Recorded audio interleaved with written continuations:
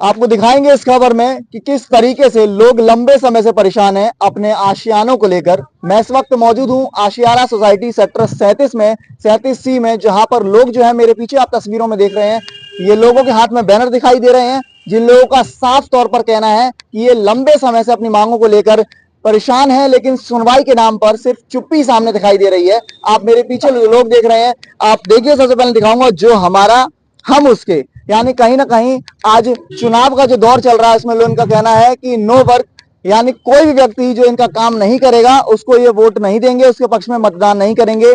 इन लोगों से ही मैं बात करूंगा कि असल में परेशानी क्या है, दिक्कत क्या है। गौतम जी, आप मुझे बताएं क्या परेशानी है, क्या पूरा कारण है।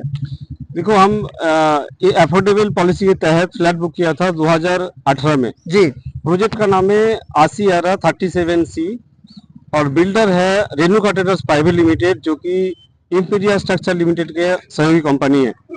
2018 के बाद हमने जिस तरह से देखा बिल्डर का रवैया, और 2019 के बाद से हमने इनसे संपर्क करना शुरू कर दिया, और फिर हम इनसे बार बार एक गुहार की कि हमें कुछ नहीं चाहिए, जो अफोर्डेबल पॉलिसी के तहत जो फ्लैट आपने कमिटमेंट किया है वही हमें दे दो। लेकिन बिल्डर हर बार झूठ बोल रहा है। इसमें क्वालिटी का बहुत सारा इशू है, इसमें जो डेट है ये बार बार चेंज करते जा रहा है। 2023 जनवरी महीना में हमें फ्लैट मिलना चाहिए था, और आज 2024 सितंबर मंथ खत्म होने जा रहा है। अभी स्थिति प्रोजेक्ट का है 80% काम हुआ है, और बाकी अभी 20% काम बाकी है। Builder, STP, DTCP, DC office, RERA office, हमने किसी को नहीं छोड़ा। हर डिपार्टमेंट में जाके हमने बात करने कोशिश की, लिखित तौर में हमने कंप्लेंट दिया है, लेकिन आज स्थिति ये है, सारी डिपार्टमेंट हमें गुमराह कर रहे हैं। कोई सामने नहीं आके नहीं कह रहा है ये बिल्डर काम नहीं करे, उसका क्या कारण है। हमने डीटीसीपी में कई बार मीटिंग कर ली, मीटिंग का झूठा आश्वासन हर बार मिलता है जी। रेरा में हमने कंप्लेन कर रखा है, जो रियल एस्टेट रेगुलेटरी अथॉरिटी जिसको बनाया गया था, जो भाई जो एलओटी है उसको परेशान ना हो जी। लेकिन आज स्थिति ये है, रेरा बिल्कुल भी एक नालायक डिपार्टमेंट बन चुका है, कोई मदद नहीं है।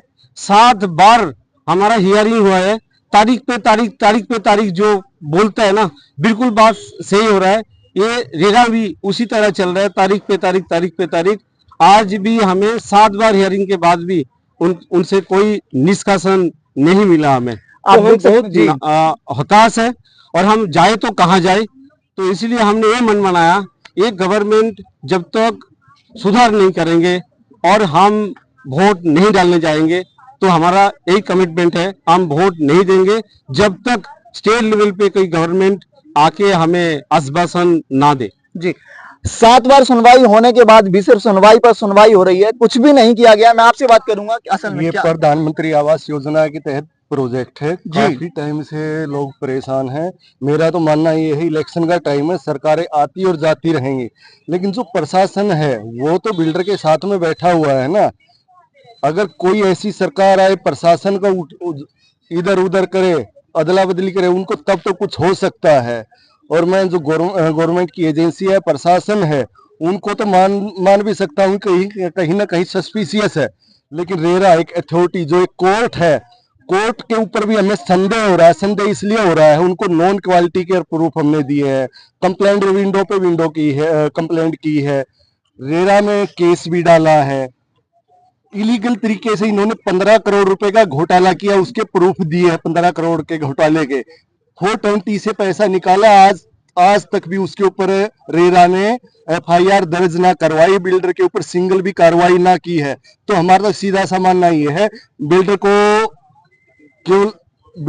केवल रेरा से प्यार है, रेरा के लोगों से मिलता रहता है, हमारे बीच में आकर के हमसे ना मिलता है।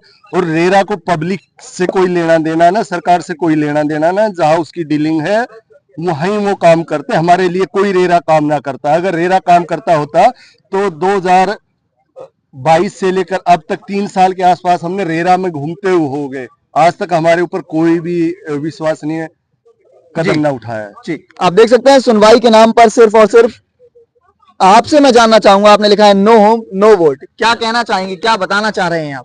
देखो हमारा कहना ये है कि अगर ये अफोर्डेबल अकॉर्डिंग अगर प्रोजेक्ट स्पिन हुआ है तो उसी के अकॉर्डिंग कंप्लीट भी होना चाहिए था। जी। ठीक है, मानते हैं कि भाई तुमने बोला ठीक है, कोविड चल रहा था, कोविड में तुमने कहा हमारे पास लेबर नहीं है, बट हमारी जेब से तो पैसा गया है, कोविड खत्म होते ही हमारा सारा पैसा चले गया, राइट।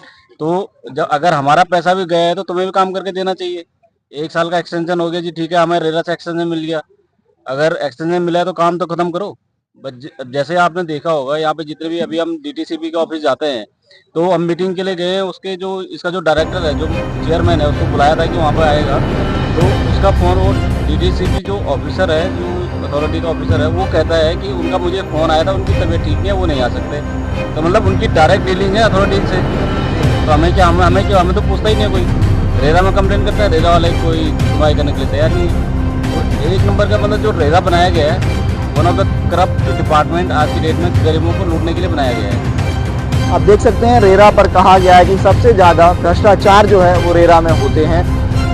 आखिर में सवाल तब खड़ा होता है जब ये लोग एकत्रित होकर लंबे समय से एप्लीकेशन पर एप्लीकेशन लगाते हैं, दरख्वास्त लगाने के नाम पर सिर्फ सुनवाई ना के बराबर होती है, मैं कहूँ कुछ भी नहीं होती है। इस तरह की लगातार अपडेट्स के लिए आप बने रहें हमारे साथ।